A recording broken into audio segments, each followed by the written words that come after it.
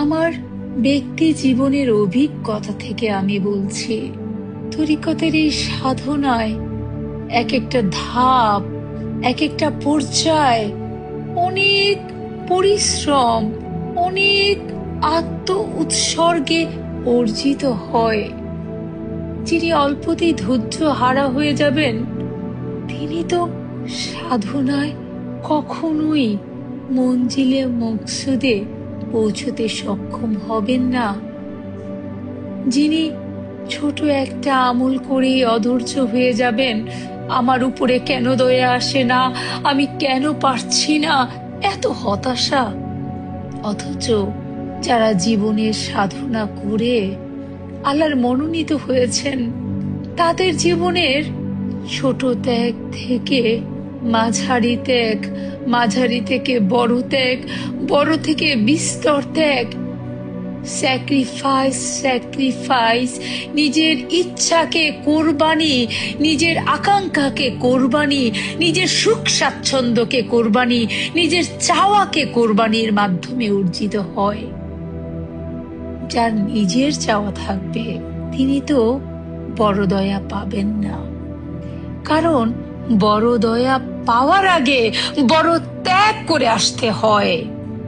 আত্মত্যাগ ছাড়া, নিরলস প্রচেষ্টা ছাড়া, কঠোর পরিশ্রম রিয়াজত ছাড়া, পরীক্ষার পরে পরীক্ষা, কোরবানির পরে কোরবানি। কি কোরবানি? নিজেকে কোরবানি। কার তরে কোরবানি? সেই স্রষ্টার খুশির তরে কোরবানি। করে করেই সাধনার পথ ধরে মানুষ এক একটা পর্যায়ে উন্নীত হয়। যিনি সাধক হবেন, যিনি আল্লাহর ইশকে, আল্লাহর প্রেমের প্রতীক হবেন, তিনি তো ওই স্বর্ণের মতো নিজের ইচ্ছা, আকাঙ্ক্ষা, অভিলাষকে জ্বালিয়ে পুড়িয়ে স্বর্ণের মতন পুড়তে পুড়তে পুড়তে পুড়তে নিজের আকাঙ্ক্ষা, নিজের স্বাধীনতা, নিজের বলয়, নিজের অস্তিত্ব সব আল্লাহর ইশকে, তার নির্দেশিত মুর্শিদের কথায় নিজের ইচ্ছা, নিজের অভিলাষ, নিজের চাওয়া, নিজের সর্বস্ব কোরবানি করেই এই পর্যন্ত আসতে হয়। এত সহজ না। অনেক জাকেরদের কথা শুনলে মনে হয়, নালিশ শুনতে যে মনে হয় 5 ওয়াক্ত নামাজের পরে এতটুকু খানি আমল করেই ধৈর্য হারা হয়ে যান, বিপদে বিচলিত হয়ে যান। এতটুকু আত্ম উৎসর্গ করতে মন চায় না।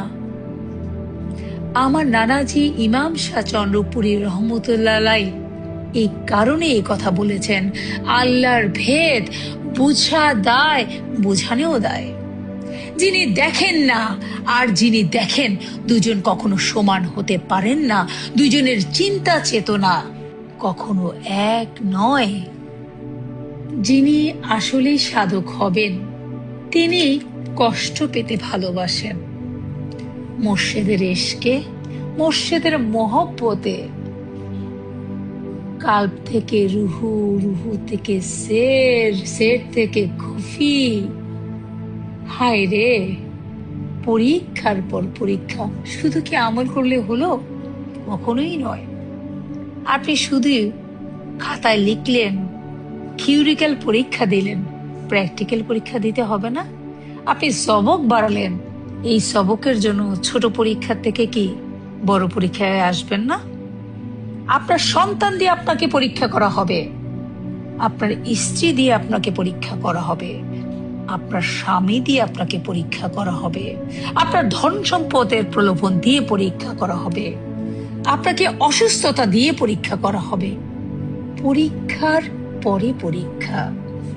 সাধনার পথ ধরে যারা ওই শ্রেণীর মহামানব হয়েছেন, তাদের আর নিজের চাওয়া বলতে কিছু থাকে না।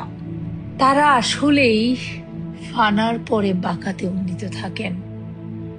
তাদের লোক প্রশংসা, লোক নিন্দা, সম্পদের মোহ, পার্থিব অভিযোগ, পার্থিব আকাঙ্ক্ষা, পার্থিব প্রলোভন সেই ঐশী প্রেমেই তারা মশগুল থাকেন।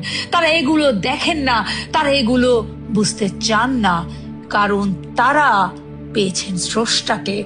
তাই সৃষ্টির প্রেমে হাবুডুবু খাওয়ার সময় তাদের নেই। জাগতিক প্রলোভন, জাগতিক মোহ মায়া, ষড়রিপুর বেড়াজালে তারা আবদ্ধ নন। পরীক্ষার পরে পরীক্ষায় উন্নীত হয়ে তারা এককে খালি করেছেন। কোন সে এক? আমি আমাকে খালি করেছেন। আমাকে যতক্ষণ খালি না করতে পারবো বা না পারবেন, ততক্ষণ আমার ভেতরে সেই ঐশী আমার রাজত্ব কায়েম হবে না। ঐশী সত্তার রাজত্ব কায়েম হতে গেলে প্রথম আমার ভেতরে থেকে আমিকে তাড়াইতে হবে। আমি যতক্ষণ থাকবে ততক্ষণ সেই ঐশী সত্তা আমাতে প্রবেশ করবেন না।